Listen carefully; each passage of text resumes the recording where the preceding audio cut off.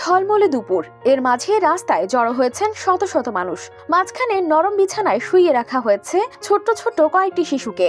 হঠাৎ ভিড়ের মাঝ থেকে বেরিয়ে আসেন লাল হলুদ পোশাক পরা আর ভয়ঙ্কর মুখোশের কয়েকজন মানুষ, যারা মানুষ হলেও তাদের শয়তান হিসেবে ধরা হয়। তাদের হাতে লাঠি, পায়ে ঝনঝন শব্দ তোলা ঘণ্টা। দৌড়ে এসে তারা লাফিয়ে পেরিয়ে যান শিশুদের শরীরের উপর দিয়ে। বাইরে থেকে দেখলেই হঠাৎ মনে হবে এটি কোনো নাটক কিংবা সিনেমার অংশ, কিন্তু এখানকার মানুষের কাছে এটি ভালোবাসা এবং আশীর্বাদের একটি রীতি। তাদের বিশ্বাস, এভাবে শিশুদের শরীরের উপর দিয়ে লাফ দিলেই মিলবে সারা জীবনের সুরক্ষা, দূর হবে শিশুদের সব অশুভ শক্তি।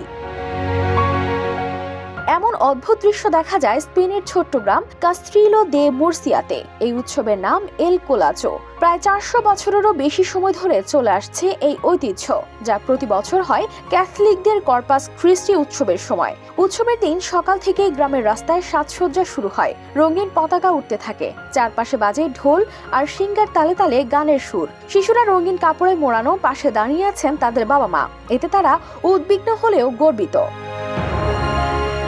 যখন মুখোশ পরা ওই শয়তানরা দৌড়ে এসে এক লাফে শিশুদের উপর দিয়ে পেরিয়ে যান, তখন চারপাশে শোনা যায় করতালি আর উল্লাসের ধ্বনি। গ্রামের প্রবীণরা বলেন, এই লাফ শুধু অশুভ তাড়ানোর প্রতীক নয়, এটি তাদের বিশ্বাসের উত্তরাধিকার, যা প্রজন্মের পর প্রজন্ম ধরে রয়ে গেছে। দিন শেষে উৎসব শেষ হলে শিশুরা ফিরে যায় পরিবারের কোলে। গোধূলির আলোয় রাস্তায় ভেসে থাকে ফুলের গন্ধ, আর মানুষের মনে থাকে একটাই অনুভূতি, তাদের সন্তানরা যেন নতুন জীবনের পথে এক বিশেষ আশীর্বাদ নিয়ে যাত্রা শুরু করলো। কারণ এই শয়তানদের লাফেই তাদের শিশুদের জীবন থেকে দূর হয়ে গেল সকল অশুভ শক্তি।